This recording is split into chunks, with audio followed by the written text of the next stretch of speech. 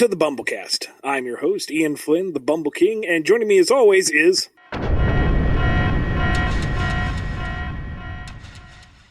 Kyle Kraus. Hi, I'm your secret unlockable fighter for today. I'll be secretly and unlockably fighting. That's a heck of an intro, sir. Well done. Sure, thanks, I guess. I was not, I did not plan that. It just came out of my mouth. It's just natural for him, folks. It just rolls right off the tongue. Like most things that come out of people's bodies, it just comes right out of my mouth. So we're going to just move straight on ahead and see, how are you, sir? Oh man, I'm so freaking tired, dude. How are you? How are you recovering on these fine January weeks? Well, I've got to recover fast because got a new project out of the blue. Can't talk about it yet, but let's just say Dark Horse is very happy with what I've been doing with their ARMS book right now. Oh. So they offered me a chance on another project that I can't talk about. Cool. I don't even know if it's been announced yet. Just, hashtag knowing smile. Oh, yeah, well, we know it's not Conan, unfortunately, because Conan has reverted back to Marvel.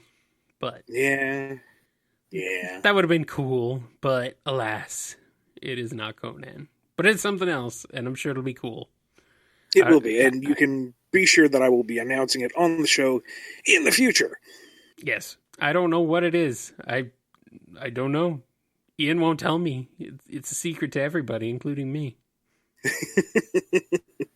See, I would do the whole, boo-doo-doo-doo-doo-doo, but then everyone would start saying, "Oh, he's doing something with Zelda," and it's not that, unfortunately. Yeah, we're getting we're starting to cross weird lines here because we have fighting game references and we got Zelda references, and things are just getting weird. I want a Zelda fighting game. Can we get that? Yeah, that'd be nifty. Please. Like, I don't know. We have Hyrule Warriors. That's not a fighting game, but, you could kind of use those same mechanics and make a fighting game out of it, maybe. Yeah, would you like to do something like Soul Calibur-esque? Or Tekken-esque? Or Smash Brothers styled? Well, Link does have a history with Soul Calibur, so maybe that kind of style would work. Be a weapons-based one-on-one fighting game. Yeah. I could see that.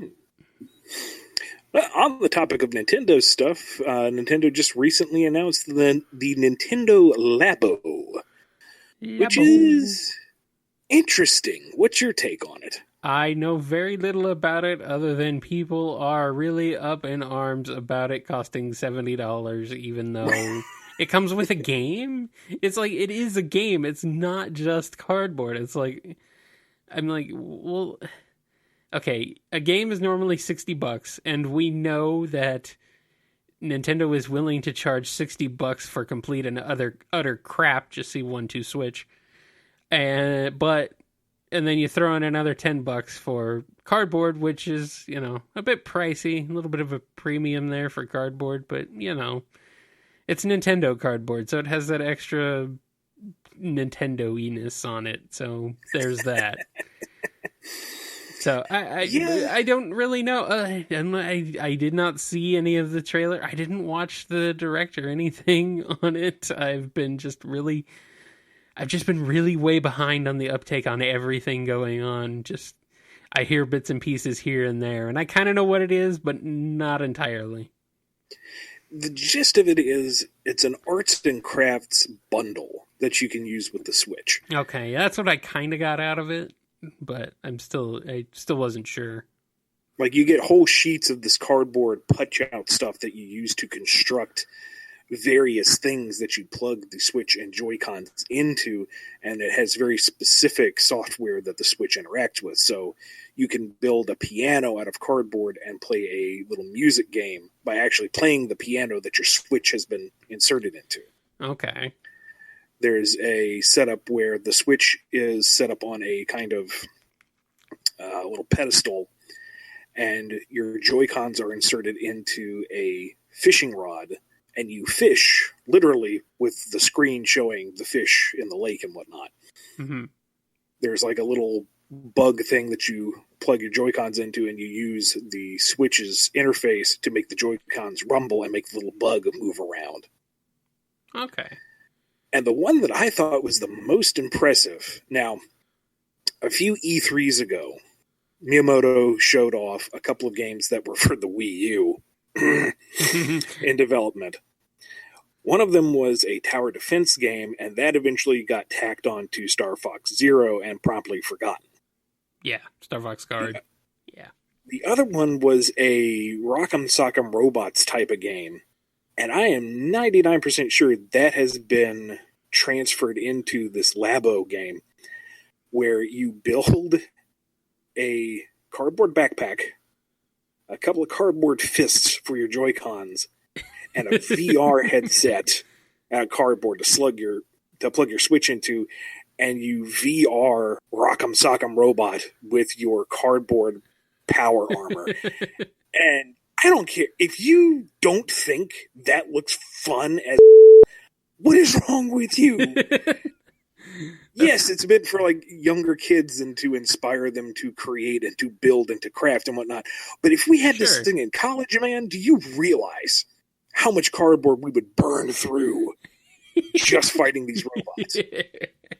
That sounds really cool, actually. I do like that.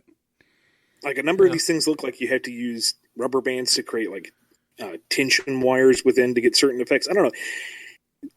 I like it in the idea that you're taking, conventional video games and doing something unconventional with them.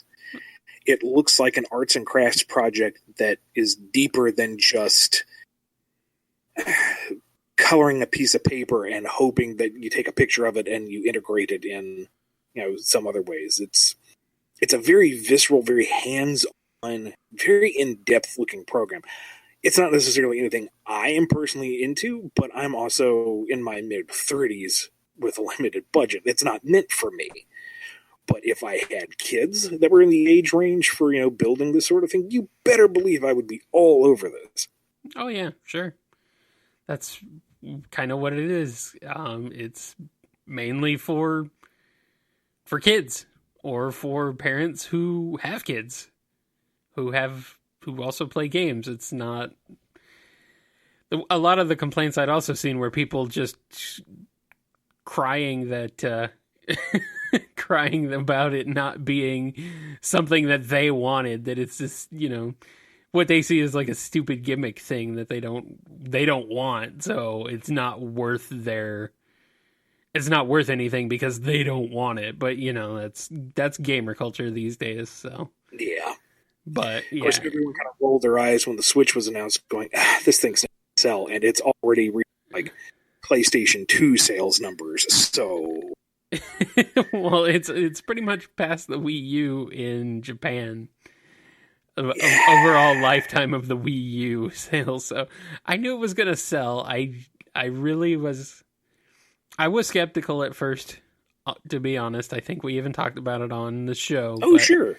I mean, there was a lot of reasons to be skeptical, but I had a feeling that something was going to be up with it, and that it was at least going to be more successful than the Wii U. And, well, yeah.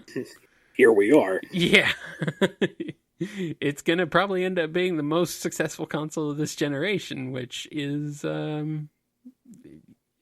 unexpected, but maybe not. I don't know. Nintendo's weird like that. You can't really predict what they're going to do next.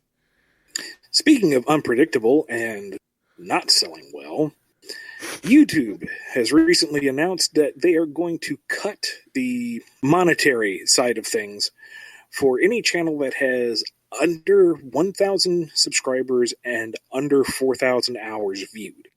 So, most everyone using YouTube right now, including us. So, this is not a huge blow to the BumbleKast because I think we were getting like 30 cents a month, maybe. At most, before YouTube took their cut. But if you would like to show your support of the BumbleKast and stick it to the YouTube man, head on over to patreon.com/BumbleKast. Toss us $1 every month, and you will already be eclipsing what we're losing in this deal with YouTube. Yeah, I mean, this wasn't exactly unexpected, to be honest. I'm not too bothered by it personally, just because, yeah, we were making minuscule amounts on any monetized content anyway, so it's not a big deal. And hey, maybe eventually we'll reach those thresholds. I hope so. We're climbing. It's a slow but steady pace that we're climbing. I believe so. Yeah, we're doing okay. We're doing all right for ourselves. You know, we're small, but you know we have a good community, and you know what happens when you get too big of a community. Then things go really bad really fast. Except not always, but you know what I mean. I think we're low key enough, and we've got some nice low key fans that we'd be all right for a bit. Oh yeah, we're actually around the 450 mark as of this episode in terms of YouTube subscribers. So cool. Yeah, definitely. Yeah, we're definitely growing, because just not too long ago I was saying, hey, how does my own personal account have more subscribers than the BumbleKast account? That needs to change. And eventually it did. So good. I'm glad. And part of the reason why we are growing is because people are starting to pay more attention. And one of the ways is through social media. And one of those is the brand new Twitter channel for the BumbleKast. That's right. You can find us at BumbleKast on Twitter. That's right. We have officially opened up a BumbleKast Twitter where you can ask all your questions just at BumbleKast. Or you can still also use the hashtag. I'll be checking that, as always. But, yeah. So, there you go. Use at BumbleKast.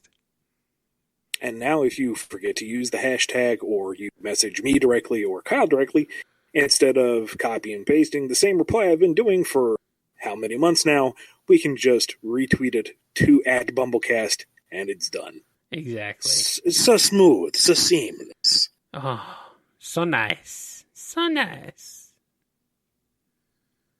All right. Are we ready to give something away?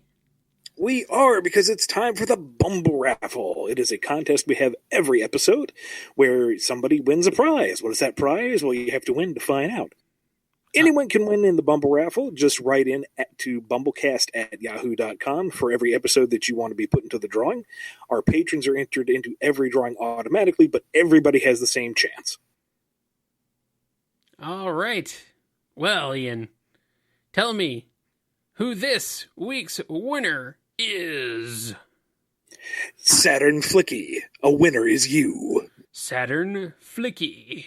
A winner is you. Well, that's kind of a fighting game reference. A winner is you. It's kind of. It's from pro wrestling for the NES. And there's fighting, and it's a video game, so it's in theme with today's episode. Sure. I'll give you that. Congratulations, Saturn Flicky. You won a thing from us. I don't know what it is. We'll be in touch with you soon. Yes, Ian will surprise you with what it is. It's cool. I guarantee it. I guarantee. So let's move on to the main topic, which is a general talk of fighting games, because it's one of the hallmarks of video gaming. Indeed. And a genre I don't think either of us are particularly well-versed in as far as being able to play fighting games. Yeah, no, I am so bad at fighting games, like real fighting games. Smash Brothers, I can hold my own. Right. But that's a different style of fighting game. It's unique. That's kind of a party. That's a party fighter. Yeah. We're talking more like your Street Fighters, your Mortal Kombat, your Killer Instincts, your Tekkens, your Blaze Blues. Oh, your Guilty Gears. Guilty Gear, there we go. I can kind of hold my own in some of those, but yeah, I'm not... I just don't have the time or the energy to devote to really learning a game so deeply and its mechanics so deeply as to be able to, recall commands on command, to recall combos on command, I should say. There we go. That's a better word choice. But the thing about fighting games is most of them just have have style.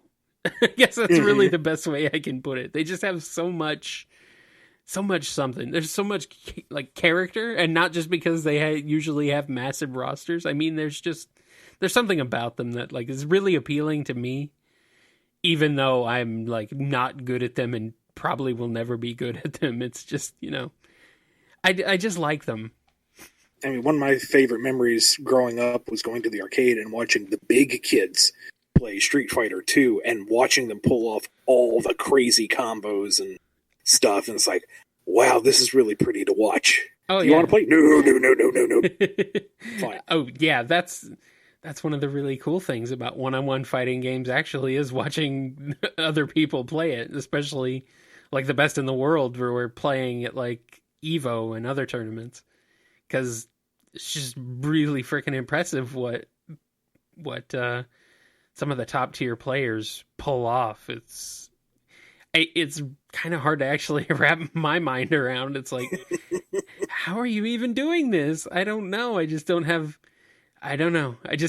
whatever passion they have for learning that much about a game to be able to learn, split second frame timings and stuff like that. And frame canceling and stuff. It's just insane to me, and I think that's another reason why I can appreciate them, even though I'm not good at them, is because I have sort of learned to understand just what goes on behind fighting games. Mm-hmm. In some ways. I mean, not to the same depths, but I kind of have some working knowledge of like how much effort it takes to be able to pull off what they do, and that's what makes it really impressive to me, because they're just like, I know kind of how you're doing that, and I'll never be able to do it. And that's what makes it so cool. I'm going to sound like a complete poser here, but do you recall there's one video that's kind of viral? I forget which tournament it was at and which version of Street Fighter, but it was a Chun-Li and Ken match where the one player was brutalized to the very end, and then they managed to counter every single blow coming out of a super combo to turn it around at the very end. Oh, yeah. That happens so often, actually, nowadays, though. It's cool. It's really that kind of, it's so impressive, like, every time it happens, though, because it's like, how are you pulling this off? You know where the hitboxes are, you know the timing of it. Oh, yeah. You're not me. Yeah, I forget where I kind of saw that most recently was, I think it was an EVO something. And I forget the player. I know he was playing as Rose in Street Fighter 5, maybe, and just kind of did that, came back from near death to completely demolish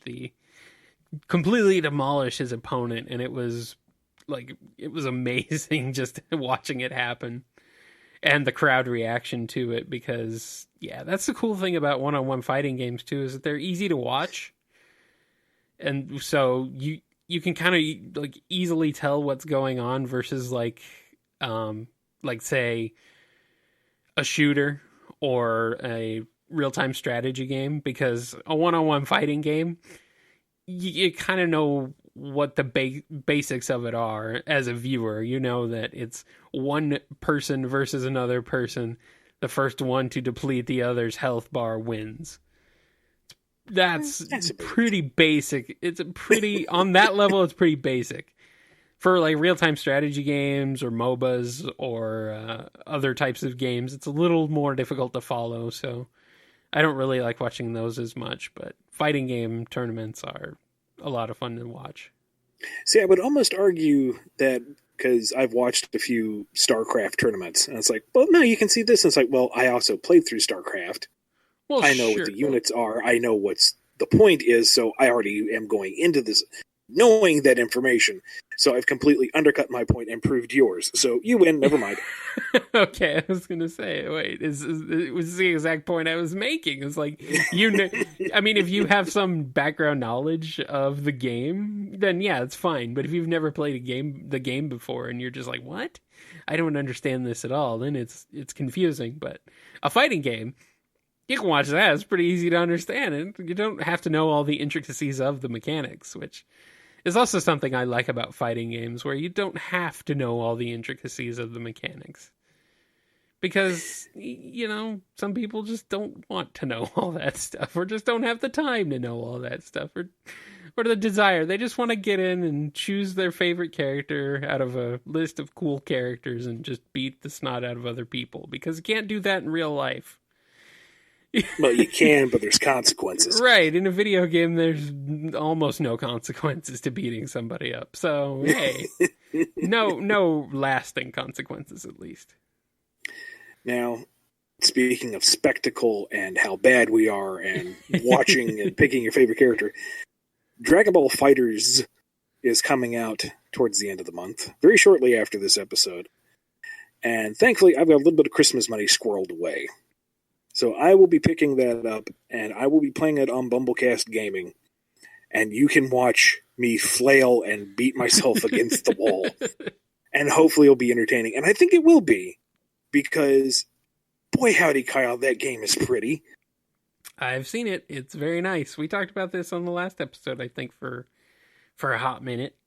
For a couple minutes. A hot minute. It's like you said, it's so nice to watch, because even if you're my skill level, just the spectacle of it, just the flailing around it, maybe my matches might look more like the third string filler episodes in terms of choreography, but the level of just artistic detail in it is phenomenal. And it is a more fighting game than what I'm used to. Mm-hmm. I've heard that it's fairly forgiving to new players, that you can flail around and do decently, but folks who actually know what they're doing will be able to excel. I actually kind of want to learn this game because I want to pull off the really pretty stuff and do the moves that are so lovingly recreated from the show. It's like, I remember that.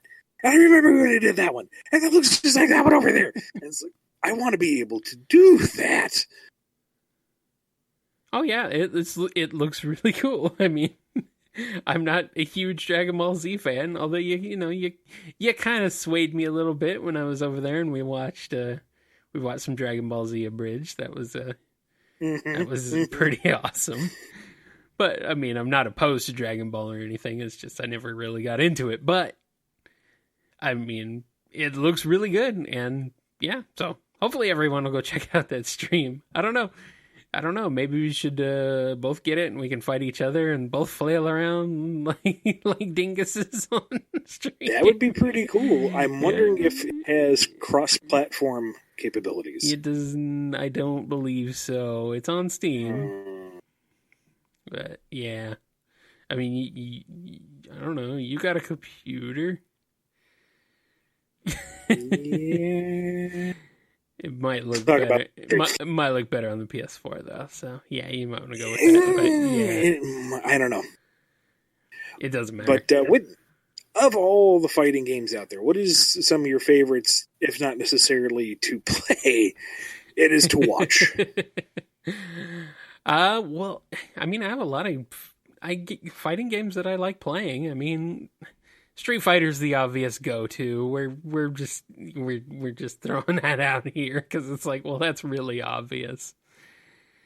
King of Fighters is always really pretty. I always kind of like that more. It's a little bit more of a street level fighter, which is kind of ironic because it's not Street Fighter. Because Street Fighter has gone like comic book, like complete superhero style comic book. Kind of anime-esque thing going on that they've had for a long time. I guess King of Fighters has a lot of that too, though. But it's a different brand of wacky. Right. It's SNK's version of wacky, which can get pretty wacky, especially if you ever played Metal Slug. But Anyway, I do like King of Fighters, which I do need to play more of, though, because I'm like woefully inadequate at those games. Let's see, what else? I'm trying to think of what other fighting games that I've played and enjoyed. Guilty Gear. Oh man, Guilty Gear I love. I really do. And because they're not directly connected, but it's the same team, same development team, and same publisher behind it. Blaze Blue too. Just that like beautiful hand-drawn 2D animation and the music. The music of Guilty Gear and Blaze Blue is just, oh man, it's some of the greatest video game music probably ever. I don't know. It's up there. It's up there. It's Guilty Gear. Would you place it above Street Fighter? Because Street Fighter's got a very good library. Yes. Although Street Fighter's very good, there's a lot of kind of groaners and snoozers in Street Fighter though too. Guilty Gear doesn't have that quite as much, man. It's all just like freaking it's all just freaking awesome metal. That was the main inspiration.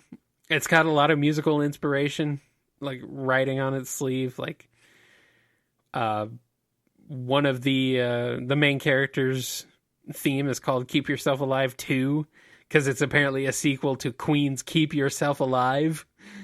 Oh wow! And so there's a lot of rock and roll and metal influences on Guilty Gear. It's just great. That's one reason why I love it. It's just awesome. So it's also like a really technical and really difficult fighting game to get the hang of. So I'm not the best player with it. I mean, I kind of corner scum with Milia. So is that a thing? Corner scumming? I don't know if I'm just making up terms at this point. I like that. I like that though. Corner scumming. Just yeah, it sounds familiar. It reminds me of my youth when we had a sleepover and we were playing Killer Instinct. Ah, yes. And my friends were going through all the trouble of unlocking Idol and pulling off all the combos, and I picked Jade and just crouched and beat their ankles to death. I remember playing Mortal Kombat Trilogy, which is a hilariously broken game, with some friends of mine on the Nintendo 64, and it's just they basically took all of the characters from all three of the previous Street Fighters, whether they had appeared later on or not, threw them all into one game and said, here you go, and like didn't rebalance any of them. Oh dear. So certain characters were way outrageously more powerful than others, so you could just like really just pound on somebody and just decimate them. It's just horribly, horribly unbalanced, but it was also like just the concept of it was really cool. Like, here is the ultimate Mortal Kombat. Here's everybody from every game that you love, and just have fun with it. It would never, not in a million years, be a serious tournament fighter. But it's just one of those fun things. It was just a big mashup of the series, kind of as a celebration of it. So. And it's really actually kind of surprising just how much Mortal Kombat has become a tournament fighter. Not nearly on the level of like Street Fighter or even King of Fighters, really, but it's managed to turn itself around and be taken seriously. So I think that's pretty awesome too. Plus the games the games are really good. Yeah, I was going to say the last couple games they seem to really put an effort into making it a strong fighting brand again, instead of just, here's the gore. I mean, there's the gore. Oh, it's there. Oh, yeah. Oh, it's there. But, make it a fighting game first and then have all the giblets, as the secondary. Well, NetherRealm just makes really solid fighting games. They don't have to be, like, uber gory, like... Just look at the Injustice games. The Injustice games are really good. I was just about to bring that up, because boy, howdy, are they fun to watch. Oh, yeah. They are gorgeous, and they're a lot of fun. I Injustice might be amongst like one of my favorite recent fighting game series because it's just really cool to be able to play as some of the most legendary superheroes ever and beat the snot out of each other with them. It has forever won my love because of the introductory trailer where the Ninja Turtles were announced. Oh yeah, as playable. Yeah, that's cool. I mean, I'm watching it and it's go, okay, this is neat. And then the Sai comes out, and then it's Raphael in the trench coat, straight out of the first movie. I'm like, yeah, done, sold. You've got me for life. I mean, it's odd for them to be there. It's strange-ish. I don't care. But yet not. Because I mean, there was the Batman TMNT comic crossover, so the heck, why not? We just throw them in there. It's great. Man, I just like the game is really pretty though. It's I don't know, man. That and I love some of the exchanges between the characters at the intros. Like, yeah, when you have Superman versus Superman. My favorite one goes along the lines of the first one says, "If you're really me, say something only I would know." And the second one says in this very sinister voice, "Beef bolognese." And the other one just looks shocked and says, "Impossible. There's no context. There's no follow-up." Well, you don't need one. It's just exactly. I love it. That's another one of the fun things about fighting games. It's just the ridiculous storylines that they come up with because all these seemingly disparate characters coming together to fight each other. And it's just the storylines they come up with. Like the Street Fighter storyline and the Street Fighter timeline are so freaking mangled. Like there's so many plot holes and so much stuff that you just have no idea what or why it's happening, and you're just like, whatever. That's the thing. You just gotta just enjoy the ride with fighting games. You know, if you're putting, it's gonna take you for a ride. Oh yeah. It's going to take you for a ride, and now that's stuck in your head for the rest of the night. You're welcome. Oh, man. It's a good song, though. I mean, sure, it's a 5-second long loop, but I don't care. Now, here's a question. Yes. Would you consider the Punch-Out series a fighting game? Yes, absolutely. Even though it's single player. Well, for the most part, single player. Yeah. It's a fighting / puzzle game. Mm-hmm. In a sense, because most of your opponents in that game, if they don't have like a certain order of moves that they do, then they usually have fairly obvious tells. So it to me it's I think of it as more like a fighting puzzle game, because you're not only fighting them, but you're also trying to work out what their tells are and what order they're going to do things in, because I know at least that was really obvious to me in the Wii version that they did things in certain orders. More obvious in the Wii version, at least to me. Yeah, I think so, because I don't really remember them doing things in specific orders in the original Punch-Out, although, now that I think about it, the strategy for beating Mike Tyson is pretty much almost always the same. There's some different variations here and there, but he usually tends to do the same moves in the same order, or at least there are different orders that he kind of cycles through and can randomly choose, but they're generally pretty much the same order. So I don't know. There was a pretty good Let's Play I watched years ago where the player who was much more familiar with the franchise than I am pointed out how some of the returning fighters in the Wii version still had the attack order or the tells or both of the older versions of the game. So apparently it was there. It was a little too subtle for me to pick up on. Yeah, I watched pretty recently. There's I think I've mentioned this before. There's a YouTube channel called Summoning Salt who does kind of a documentary-esque series on world records in video games. So like speedrun records or, score records or whatever. Mostly speedruns. And Summoning Salt is actually the world record holder for Mike Tyson's Punch-Out, for beating Mike Tyson in the fastest time. Oh, wow. And he made a video about pretty much how he did it.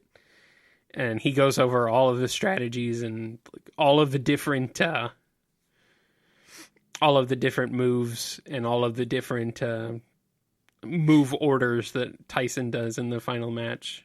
And it's pretty fascinating, and it's really cool. Summoning Salt on YouTube is like, the way he presents stuff, and it gives more of a storyline and a backstory to some of the speedrunning records that are out there. It's kind of puts a face behind the names, I guess. So I don't know. It's really interesting to kind of see what the methods were to go from like one stage of a speed run to another to find all the different shortcuts and to discover all the stuff, all the secrets and the ways to kind of break the game without actually breaking it, and all that fun stuff. I feel like I would be remiss to not mention ARMS. Oh, sure. Since I'm a little connected to that. Mm-hmm.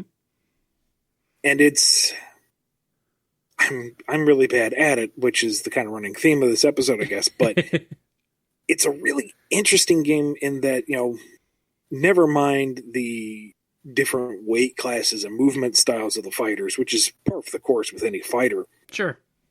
But the fact that you can change your fists to have different effects. And it's not just, one sets you on fire, one shocks you, one explodes, but that they get thrown at different speeds, and they have different priorities, and they have different degrees of when they take effect. And depending on your character status, sometimes that can change how those fists go out. And you don't think it's very deep until you start putting all the variables together, and it's like, oh, how do I account for anything? And you just get good and you do your best. Sure. Or die repeatedly in my case. It seems kind of like a very randomized version. This is a very basic look on it. Is like a very randomized version of Punch-Out. I mean, partly because you're also fighting against actual real people, aren't you, for the most part? Or I guess there is an offline mode and stuff. But there is, and it's brutal. Oh, it's brutal. I keep waiting for them to do some kind of Punch-Out nod just because you are mostly behind your character. And come on, Nintendo, give me a little Mac in arm. Do it. Yeah. Do it. Yeah, that would be really cool. I just like the style of ARMS, too. That's the thing about fighting games, is they just have...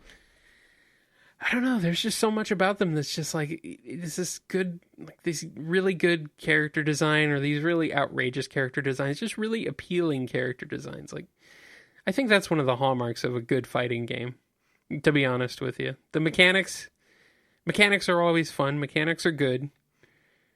I mean, if you have if you have a good-looking fighting game with horrible mechanics, it's, it kind of hurts it, and it just doesn't make it much fun. But, I mean, the thing that draws me into most of them is, how things look. I know that's probably kind of shallow, but more so art style than graphics. So, design and stuff.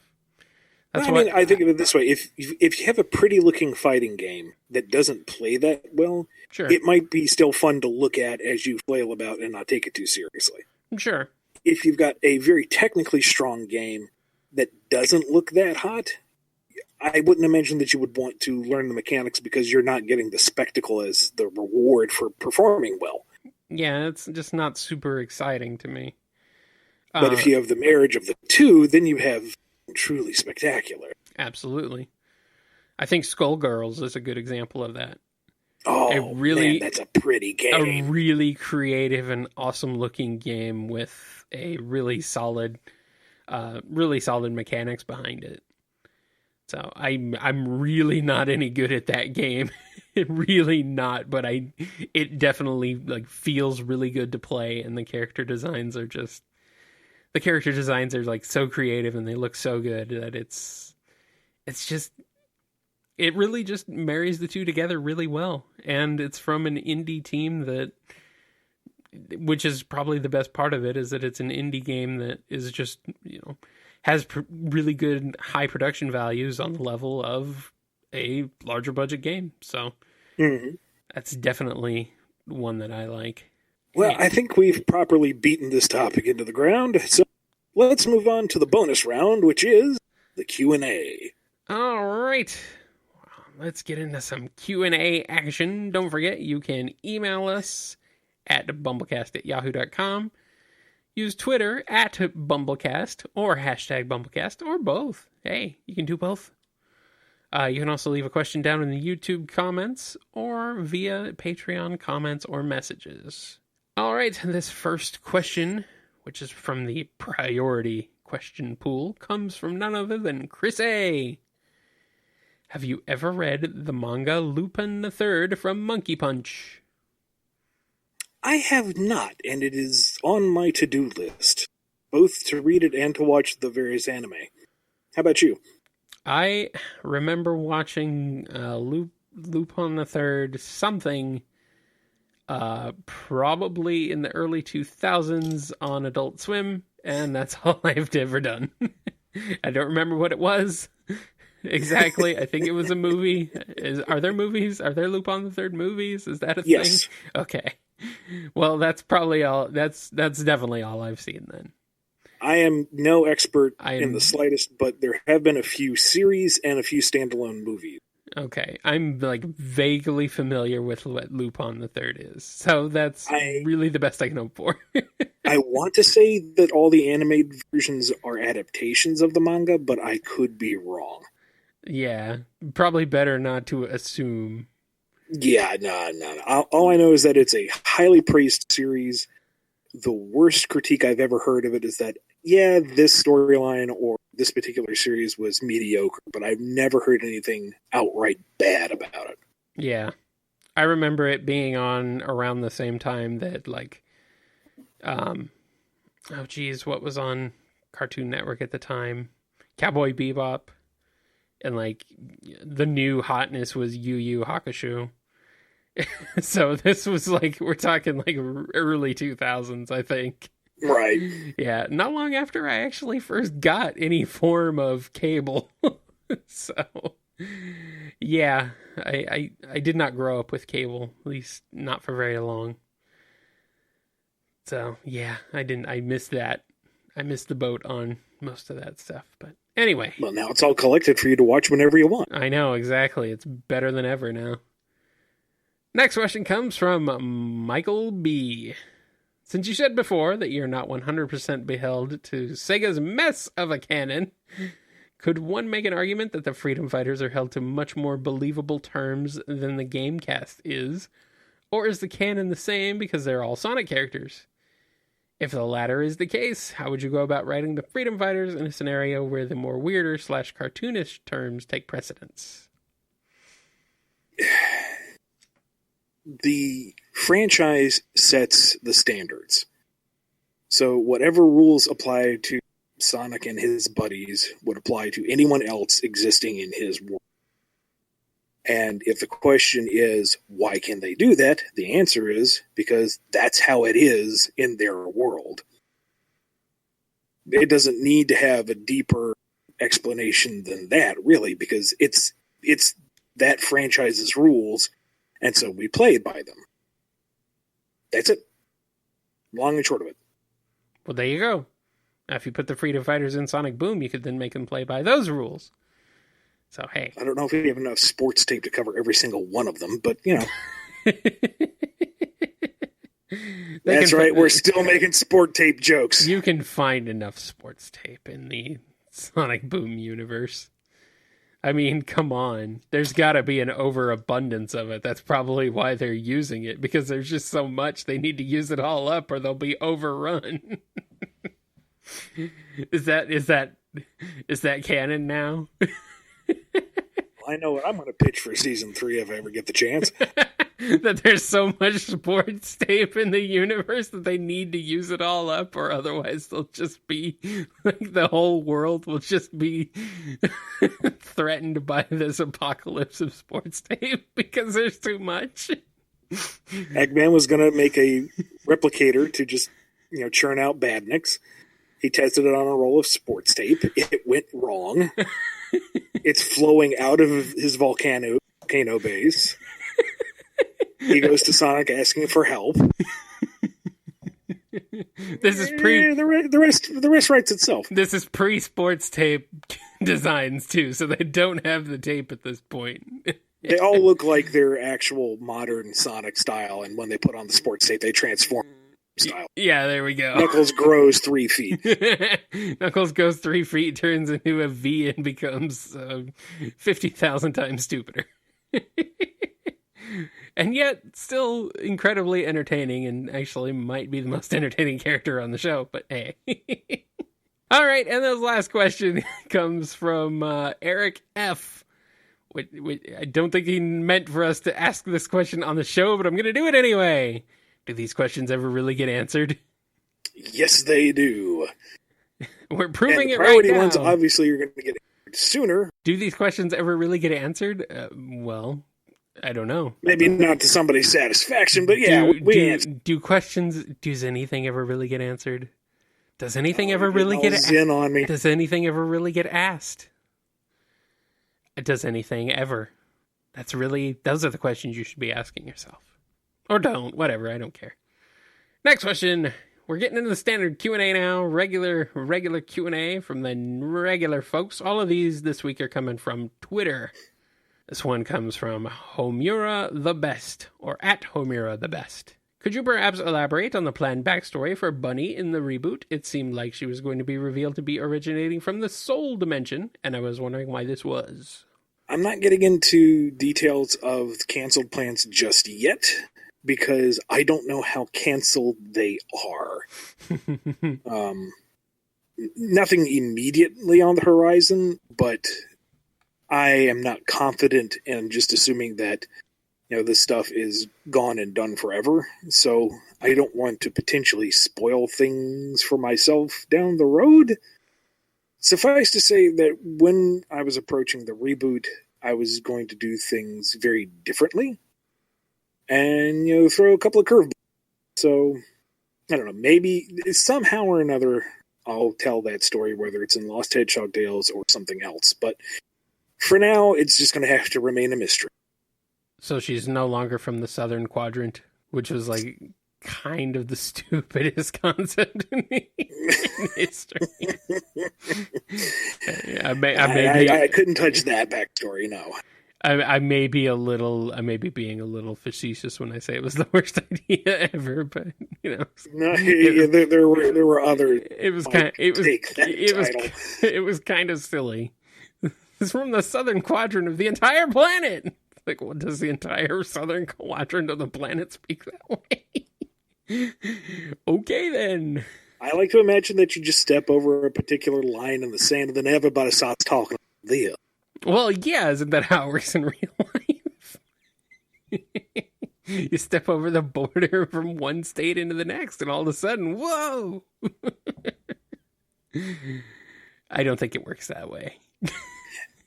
It's pretty close when we drive down south. I'm honestly surprised how soon the twang starts to kick in.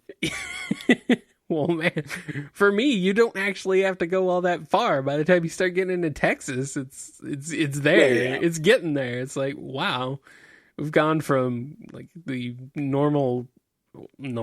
Geez, I'm sorry, that's the wrong word. From the generic coastal elite accent, which is probably the one I have. I don't actually know for sure, even though I grew up in Arizona and that's where I live currently, and we're hardly coastal elites here.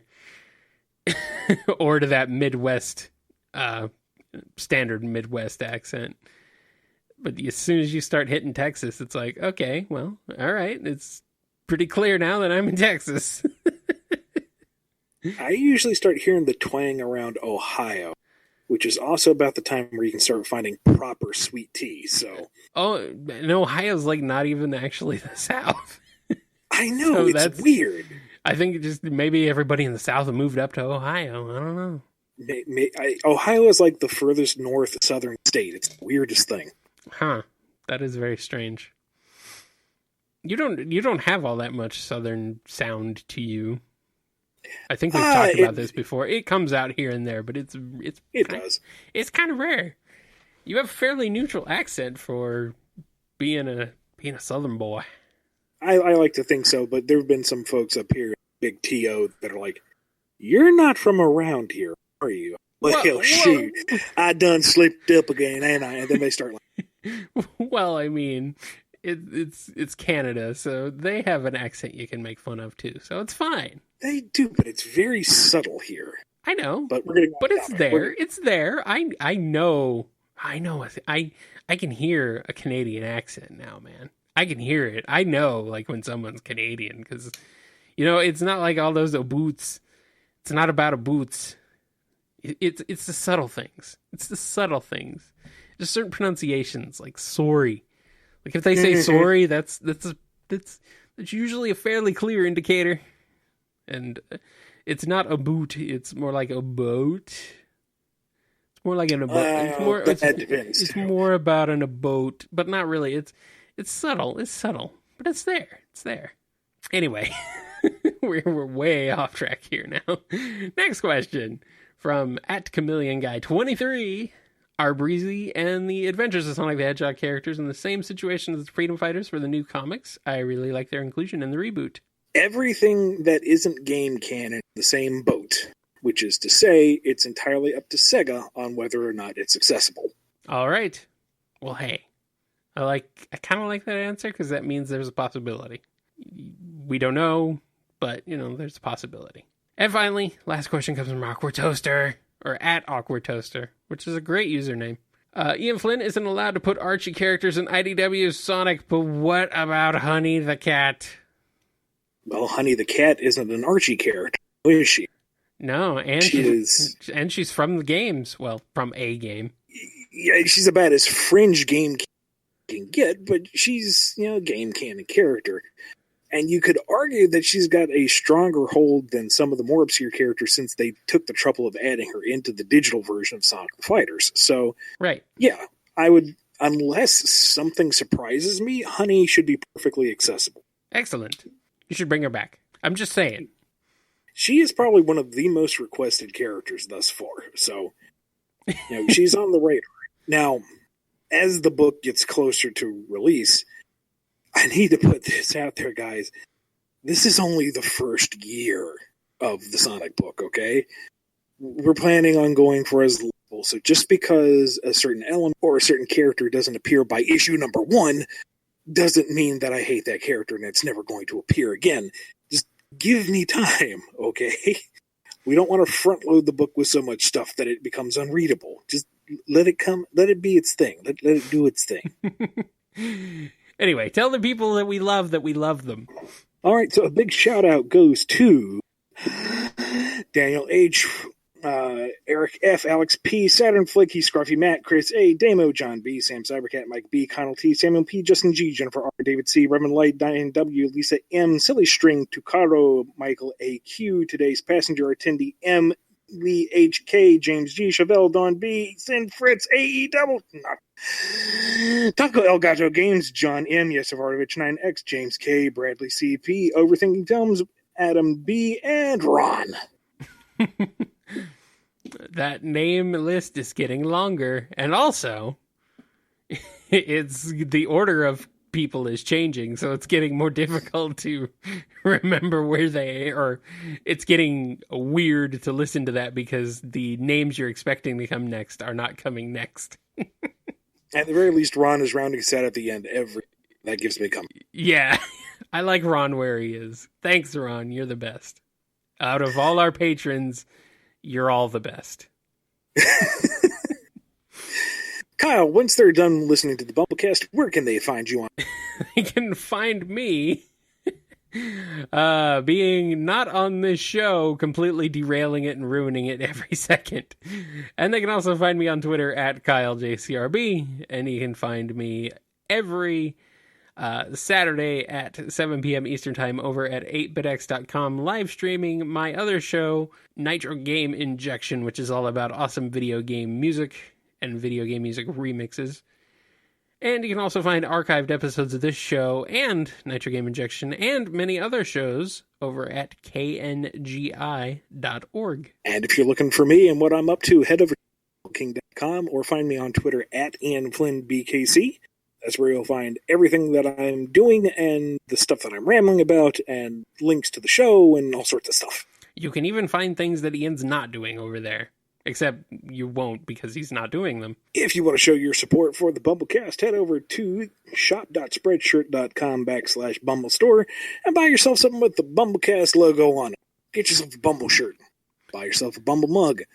Don your brow with a Bumble cap. Whatever you want, man, it's right there. Get a Bumble sticker and slap it on your forehead. Won't have the same kind of coverage as the Bumble cap, but I mean, yeah, it's your money. Do what you want. Yeah. Stick it anywhere. Stick it everywhere. Okay, so that's going to wrap us up for BumbleKast episode 61.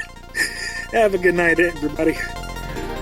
I don't know what happened to me on this episode. Somebody help.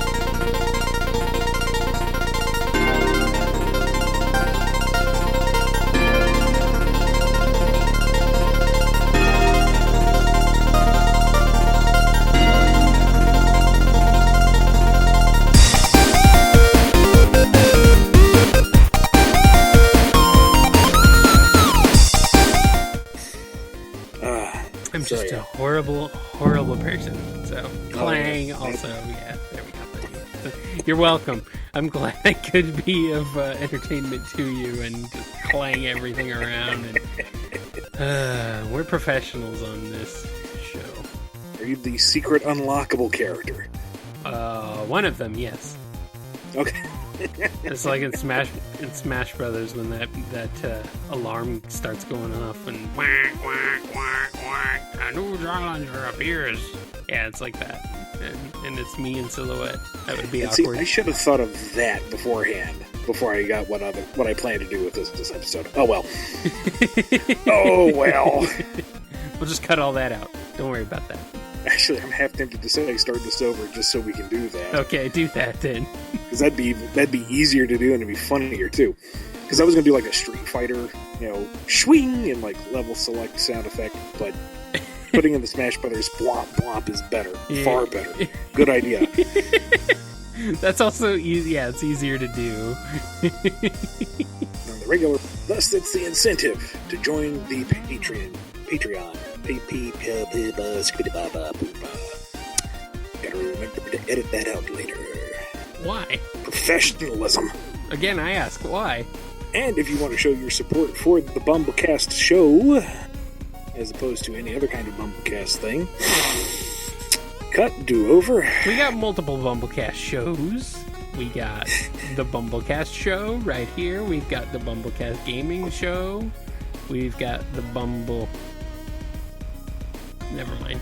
Hi there, and thanks for listening to the BumbleKast. If you liked our show, be sure to hit the subscribe button and consider supporting us on Patreon. We have some great rewards as well as big plans on how to make the show even better. Also, rate and review our show on iTunes. It gets more folks listening and helps us out, so we definitely appreciate it.